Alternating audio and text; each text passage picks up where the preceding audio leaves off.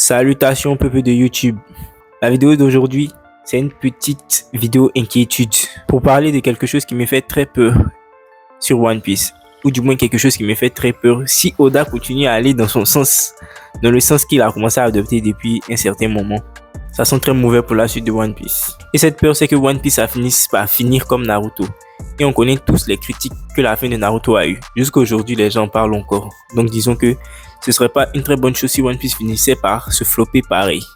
Et il y a plusieurs raisons qui causent ça selon moi. Mais aujourd'hui, je vais me concentrer principalement sur les antagonistes finaux des deux œuvres respectives. Ou du moins, ce qui a l'air d'être l'antagoniste final des deux œuvres respectives. Vu que Imu, on sait toujours pas à l'heure actuelle si c'est vraiment lui l'antagoniste final.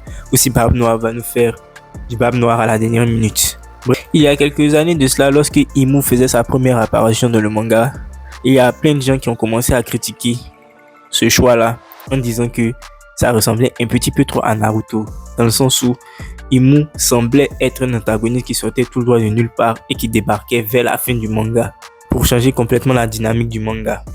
Et c'est exactement ce qui s'est passé avec Madara et Kaguya. Mais à l'apparition d'Imu, il y a plein de gens qui ont commencé à prendre sa défense en avançant le fait que ce n'était pas exactement pareil qu'avec Madara. Dans le sens où Imu ne sortait pas de nulle part, c'était sous-entendu qu'il y avait quelqu'un qui dominait le monde. Donc c'était surprenant, mais non pas incohérent. Et contrairement à Kaguya, Imu ne débarque pas durant la bataille finale pour venir prendre la place de Barbe Noire. Elle débarquait 2 arcs, disons, avant le dernier arc de One Piece. On sait même pas quel sera le dernier arc de One Piece, combien d'arcs il reste avant la fin. On sait qu'on est dans la phase finale, mais on sait pas si ils vont aller à Laugh Tale avant de faire la guerre finale ou il y aura la guerre finale avant qu'ils aillent à Laugh Tale. Bref, tout ça c'est pas important. Tout ça pour dire que, contrairement à Kaguya, ou du moins un petit peu moins que Kaguya, Imu ne sortait pas de nulle part. Et ça c'était légit, c'était vrai. Et le deuxième argument que les détracteurs d'Imu aimaient avancer, c'est aussi le fait que One Piece commençait un petit peu tôt à ressembler à Naruto dans les prophéties. Dans le sens où Naruto au début, on le sait tous, on connaît tous les critiques du début de Naruto. Dans le début, c'était l'histoire d'un gamin qui était censé changer tout par la force de sa volonté. Et au final, on apprend que c'est vrai qu'il avait de la volonté Naruto, mais bon, il a un peu beaucoup été pistonné par le fait que c'était le fils du 4e Kage, qu'il avait le démon Renan en lui, qui vient d'une lignée apparentée au Seiju, qu'il était l'enfant de la prophétie, bla bla bla bla bla. Je vais pas vous refaire le topo. Et récemment, lorsqu'on lit One Piece, ça commence beaucoup à ressembler à ça. Et c'est justement de ça que j'aimerais bien parler. Oda commence beaucoup à s'enfoncer dans les histoires de divinité parce que Luffy c'est la réincarnation de Joy Boy ou un Joy Boy en devenir vu qu'il a mangé son fruit du démon.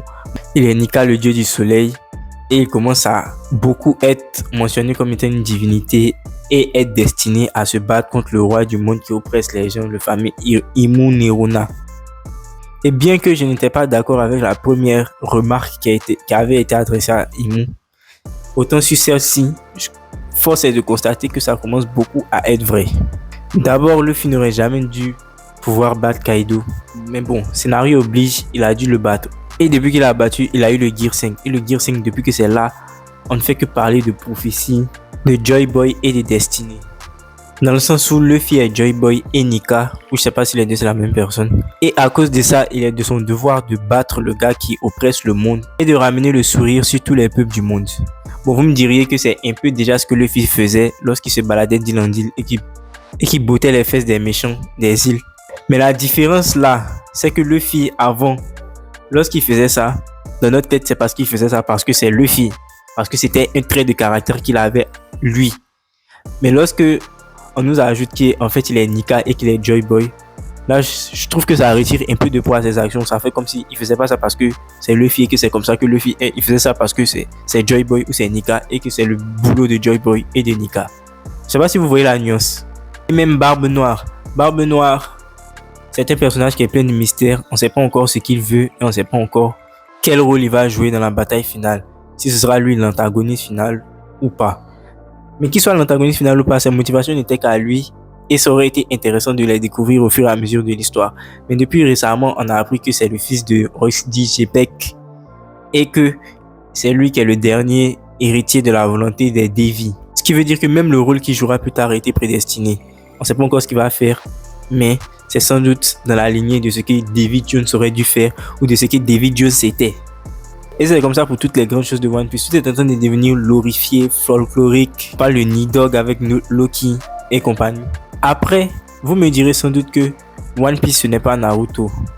Le fait que tout devient folklorique et que l'histoire devienne une histoire de lore et que tous les personnages aient été prédestinés, ce n'est pas si grave que ça comme ça l'était dans Naruto, parce que One Piece ne s'est jamais vendu comme l'histoire de quelqu'un qui allait venir changer les choses par la force de sa volonté.